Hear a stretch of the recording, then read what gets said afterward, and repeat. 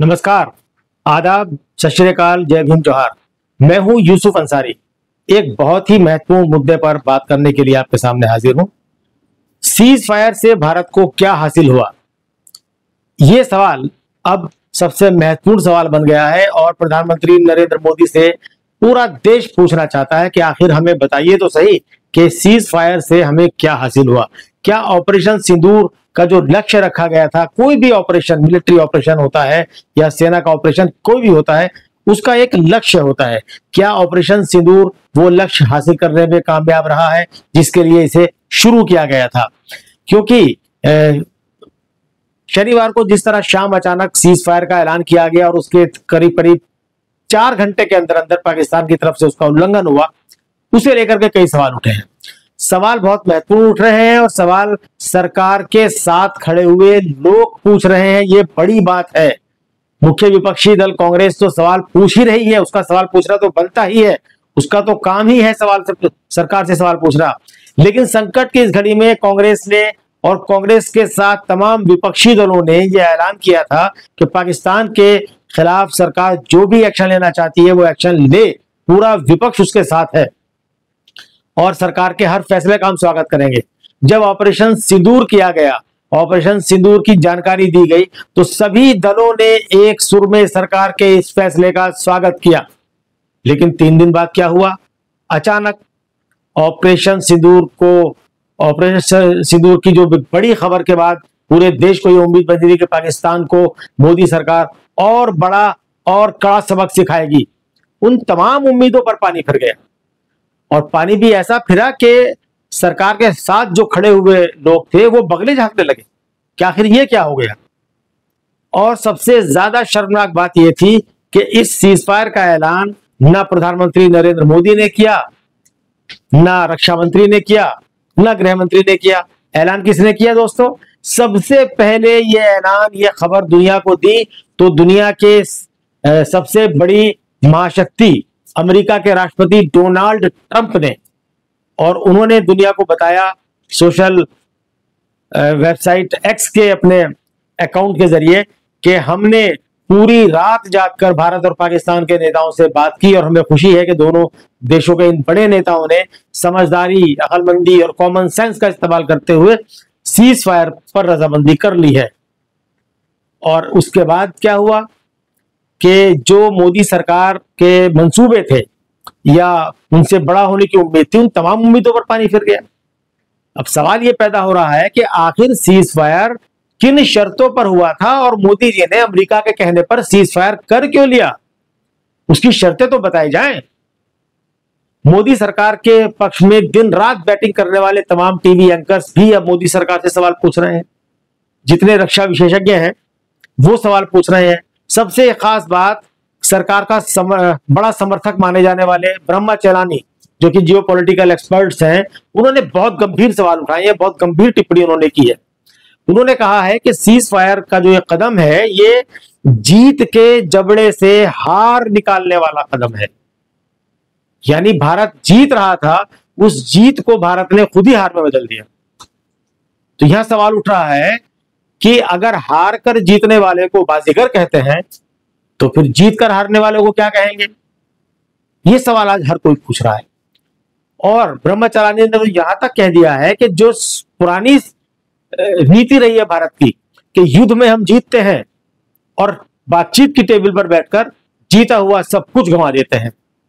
उन्होंने 1971 की वार का एग्जाम्पल दिया,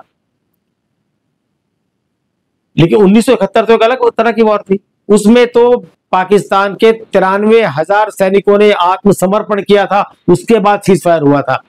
यहां क्या हुआ? ब्रह्मचरानी कहते हैं कि भारत जीत रहा था, भारत ने जितना नुकसान पाकिस्तान को पहुंचाया उससे कहीं ज्यादा नुकसान पहुंचाया जा सकता था।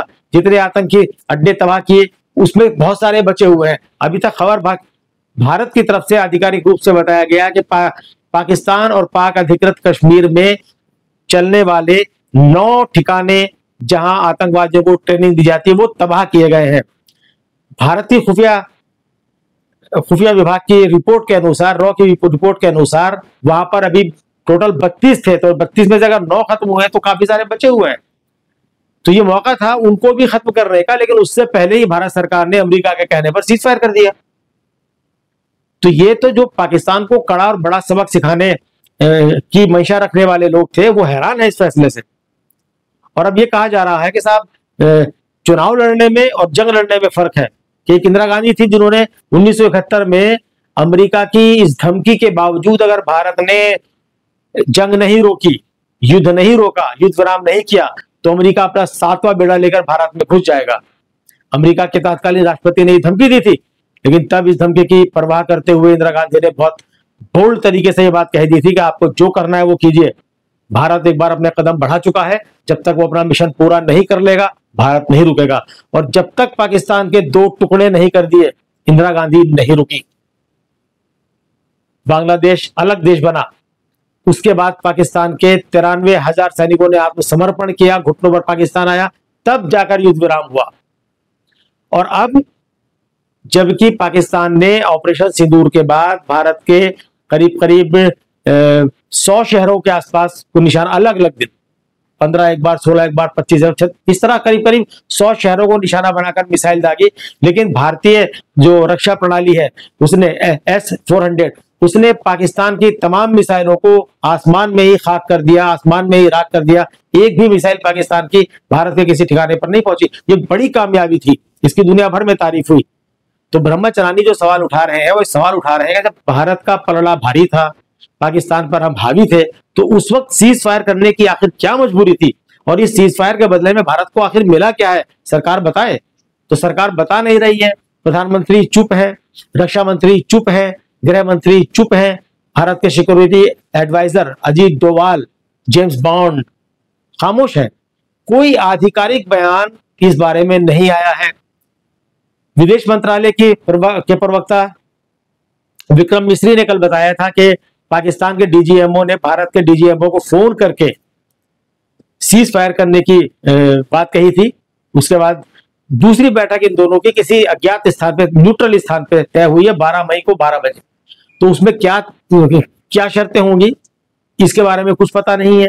और फिर ये पाकिस्तान सबसे बड़ा सवाल उठ रहा है जो कांग्रेस ने भी उठाया है और कई लोगों ने उठाया है जो विदेश नीति के जानकार हैं, कि आजादी के बाद से भारत की पॉलिसी रही है कि कश्मीर मसले पर भारत किसी भी तीसरे पक्ष की मध्यस्थता स्वीकार नहीं करेगा।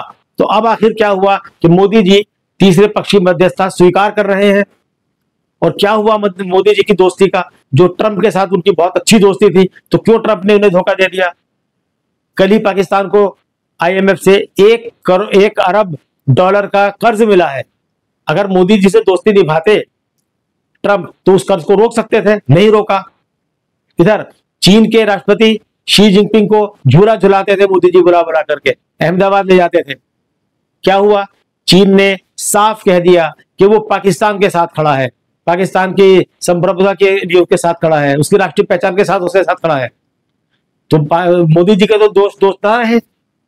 ये कैसा डंका बज रहा था, इसी डंके ने लगता है लंका लगा दी है।